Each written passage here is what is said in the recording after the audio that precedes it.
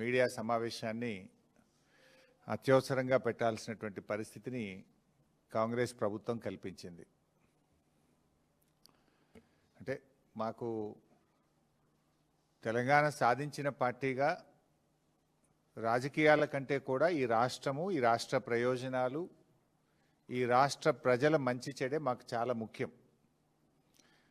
Because we are the fighters, we are the achievers of the state of Telangana. అందువల్ల మాకేముంటుంది, ఈ రాష్ట్రం బాగుండాలి, రాష్ట్ర ప్రజలు బాగుండాలనేదే మాది ప్రాధాన్యత. రాజకీయాలు అనేది రెండవ ప్రాధాన్యత మాకు. కాళోజీ గారు ముందే చెప్పినట్లు ప్రాంతం వాడే తెలంగాణకు చేస్తున్నటువంటి ద్రోహం ఈరోజు నేను బయట పెడతా ఉన్నా. దేశ రాజధాని ఢిల్లీ కేంద్రంగా తెలంగాణకు జరగబోతున్నటువంటి ద్రోహాన్ని పసిగట్టి బయటపెట్టి దాన్ని నివారించేటువంటి ప్రయత్నం చేస్తూ ఉన్నాం. ఒకవేళ ఆ తప్పు జరిగితే తెలంగాణ నీటి చరిత్రలో ఈరోజు ఒక బ్లాక్ డేగా నిలిచిపోతుంది. గోదావరి జలాల అక్రమ తరలింపు విషయంలో బీఆర్ఎస్ పార్టీ మొదటి నుంచి కూడా ఈ రాష్ట్ర ప్రభుత్వాన్ని అప్రమత్తం చేస్తూనే వస్తుంది. మీకు కూడా తెలుసు, నేను గతంలో కూడా డాక్యుమెంట్స్ కూడా బయట పెట్టాను. ఎందుకు అంటే మేము మాట్లాడు బ్యాక్ డేట్లో ఉత్తరాలు పంపుడు,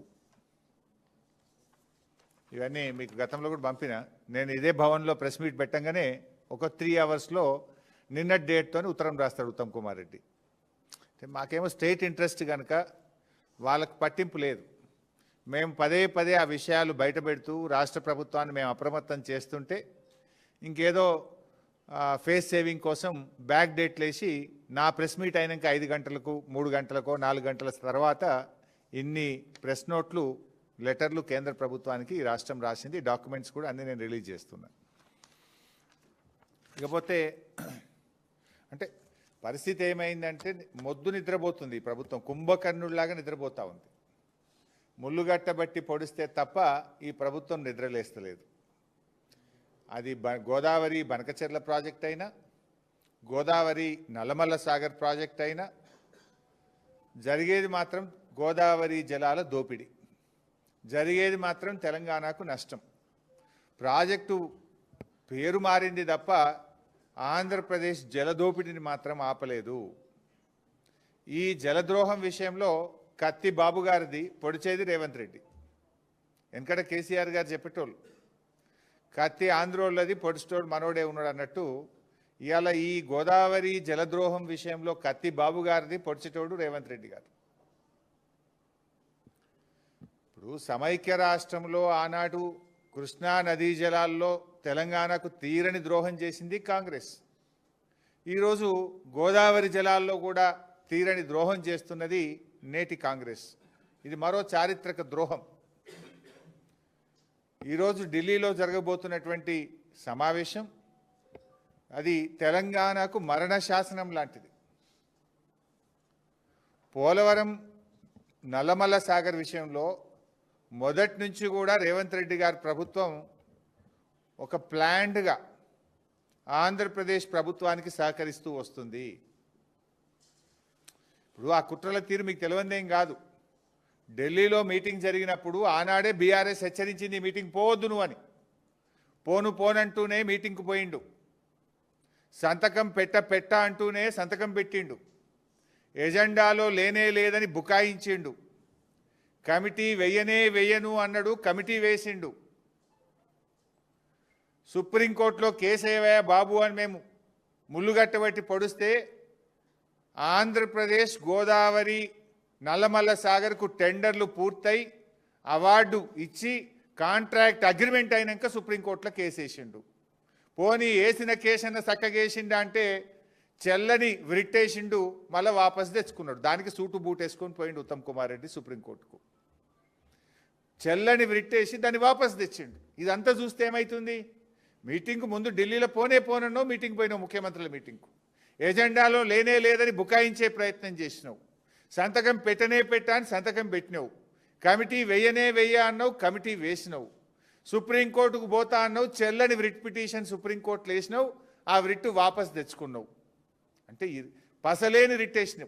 అంటే నీ న్యాయవాదులకు గెలవదా? అంతా తెలుసు నువ్వు. అందుకే నేను మొదట్లో అన్నా, ఒక ప్లాన్ ప్రకారం, ఒక పథకం ప్రకారమే రేవంత్ రెడ్డి గారు గోదావరి నల్లమల్ల సాగర్కు సహకరిస్తున్నాడు, గురుదక్షిణ చెల్లించుకునే ప్రయత్నం చేస్తున్నాడు. ఇవాళ ఢిల్లీలో జరిగే మీటింగ్ కూడా ఆంధ్రప్రదేశ్ ఒత్తిడితో కేంద్ర ప్రభుత్వం నిర్వహిస్తున్న మీటింగ్ ఇది. అందరికీ తెలుసు ఢిల్లీలో ఎవరున్నారు ప్రభుత్వం? బీజేపీ తెలుగుదేశం పార్టీల సంయుక్త ప్రభుత్వం కేంద్రంలో ఉన్నది. ఢిల్లీలో ఉన్నది తెలుగుదేశం ప్రభుత్వం. ఇలా ఆంధ్రప్రదేశ్లో ఉన్న అధికారంలో ఉన్న పార్టీ ఢిల్లీలో కూడా అధికారాన్ని పంచుకుంటుంది. రెండు రాష్ట్రాల్లో తెలుగుదేశం బీజేపీలు అధికారాన్ని పంచుకుంటున్నాయి. ఆంధ్రప్రదేశ్ ఒత్తిడితోనే ఢిల్లీలో మీటింగ్ జరుగుతూ ఉంది. మరి ఆ మీటింగ్కు ఇవాళ తెలంగాణ ఇంజనీర్లు మధ్యాహ్నం 2 గంటలకు హాజరు కాబోతా ఉన్నారు.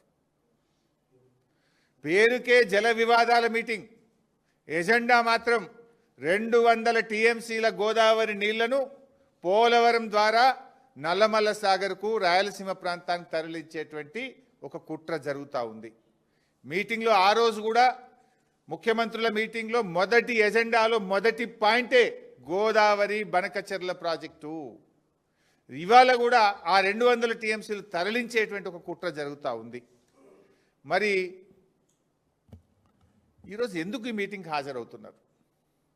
ఇప్పుడు మన రాష్ట్రం నేను లాస్ట్ టైం కూడా హెచ్చరించిన, అసలు ఈ కమిటీకి మీరు వేయద్దు, ఈ కమిటీకి ఒప్పుకోవద్దు అని చెప్పి నేను ఏ రోజంటే 30 డిసెంబర్ 2025 రోజు ఈ తెలంగాణ భవన్లో ప్రెస్ మీట్ పెట్టినా. 30 డిసెంబర్ 2025 నువ్వు మీటింగ్లో పోనన్నావు, మీటింగ్ పోయినావు, ఎజెండాలో లేదన్నావు, ఎజెండాలో ఉన్నది, సంతకం పెట్టా అన్నావు, సంతకం పెట్టినావు, చెల్లని కేసు వేసినావు, రిట్టు వాపస్ తెచ్చుకున్నావు, నువ్వు మోసం చేస్తున్నావు అని ఈయన దొంగతనాన్ని అంతా బయట పెట్టినా. అప్పుడు నేను ప్రెస్ మీట్ 30వ తారీఖు పెడితే చాలా కీలకమైంది ఇది. 1వ తారీఖు ఒక ఉత్తరం రాసిండ్రు. 30వ తేదీ నేను ప్రెస్ మీట్ పెట్టంగానే మన రాష్ట్ర ప్రభుత్వం 1వ తేదీ నాడు ఇది ఢిల్లీకి రాసిన ఉత్తరం. ఏం రాసిండ్రో నేను చదివి వినిపిస్తా. 30 నాడు నేను తిట్టినా, ఇది రాష్ట్రానికి ద్రోహం చేస్తున్నావు, ఇది అన్యాయము, అసలు నువ్వు మీటింగ్కి ఎట్లా పోతావు, నువ్వు ఎజెండాలు ఎట్లా పెడతావు అని ఈ ప్రభుత్వాన్ని మొత్తం బండారం బయటపెట్టి వీళ్ళు చేస్తున్న ద్రోహాన్ని రాష్ట్ర ప్రజల ముందు పెడితే 30 నాడు ప్రెస్ మీట్ పెడితే 1వ తారీఖు నాడు ఇగో ఇది ఢిల్లీకి రాసిన ఉత్తరం. ఈ ఉత్తరంలో ఏం రాసిండ్రో నేను చదివి వినిపిస్తా. However, the state of Andhra Pradesh is proceeding with illegal activities of construction and further preparation of DPR against the instructions of MOJS. It is further understood that the government of Andhra Pradesh is proceeding with the preparation of DPR of Nallamalla Sagar and CWC is also proceeding ahead with appraisal of its PFR.